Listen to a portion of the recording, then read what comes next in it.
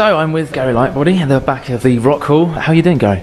Very well, thank you very much. Just heard you sound checking. Went all right? Went to plan? Yeah, no, we don't only sound check very often anymore these days because our crew are so very, very good. Generally, they do it all for us. You know, we're very spoiled these days. But we haven't played our own show in a while indoors. We've been playing with U2 and playing out festival shows. Sure. Yeah, you were at Amsterdam recently, was it? The last show? The last U2 show was 2 nights in Amsterdam. Yeah, at the Ajax Stadium. It was it's been going great. And this is the first time in Luxembourg, isn't that right? It is. Yeah.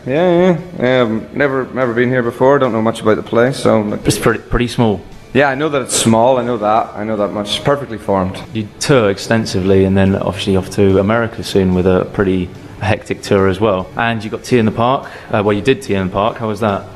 Yeah, Tea in the Park and Oxygen in Ireland on the same weekend. It's one of our favourite weekends, really, because we get to play Ireland and Scotland in the space of 2 days, and the crowds there are the best in the world. No offence to any other place, in the world, but you'll never get a better crowd than the Celtic crowd.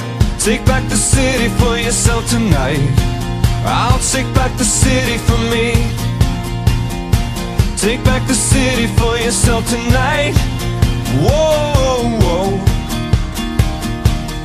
Due to all your gigging and so on like that, does like nerves not attach to you anymore before gigs and so on like that?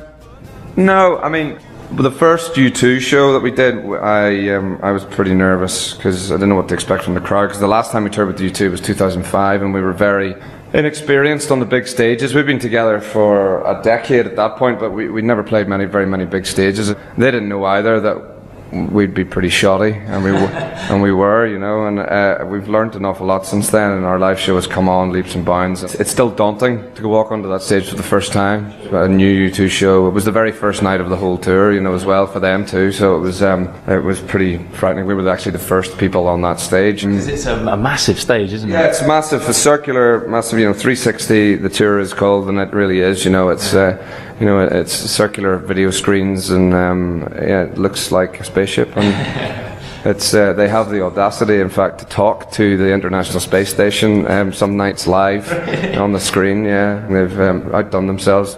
They're really the only band that can outdo the last U2 show, so they've got to just keep knocking themselves out of the park almost. Crack the shutters open wide. I wanna bathe you in the light of day,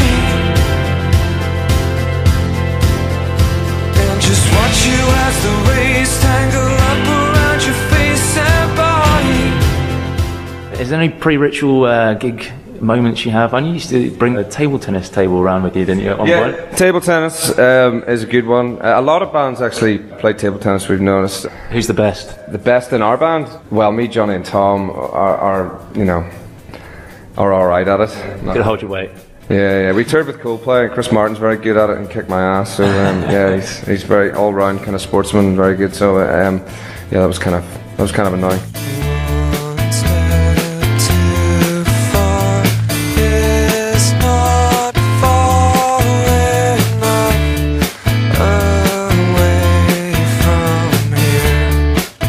Well, I was going to actually ask you, because you've played gigs from I know of a strip club gig at some point, and to the Royal Opera House, and I was going to say, where can you go next? But doing the 360 one, that's pretty epic anyway.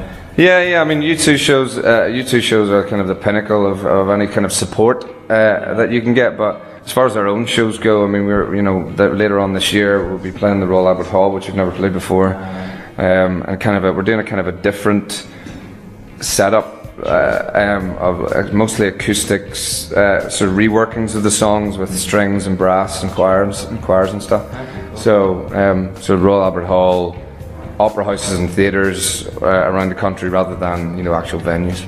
Shut your eyes and think of somewhere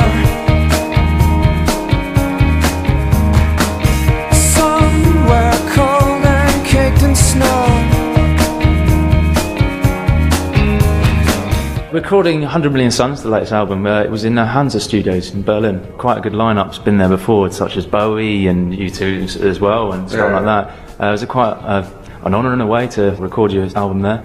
Yeah, I mean, Hansa has made, you know, some of my favourite records. I mean, you mentioned U2, Achtung Baby. Bowie recorded Heroes there, amongst others, and Iggy Pop recorded The Idiot there, which, you know, it's got Nightclubbing on it, which is my favourite Iggy song. It's a place steeped in musical history, although quite hilariously, the gold and platinum discs on the walls are all Louis Bega. A little bit of Monica, and that one there, right? Yeah, they're all that. There's like sort of 10 discs from around the world up on the walls, and none from any of the acts that were the reason why we went there in the first place.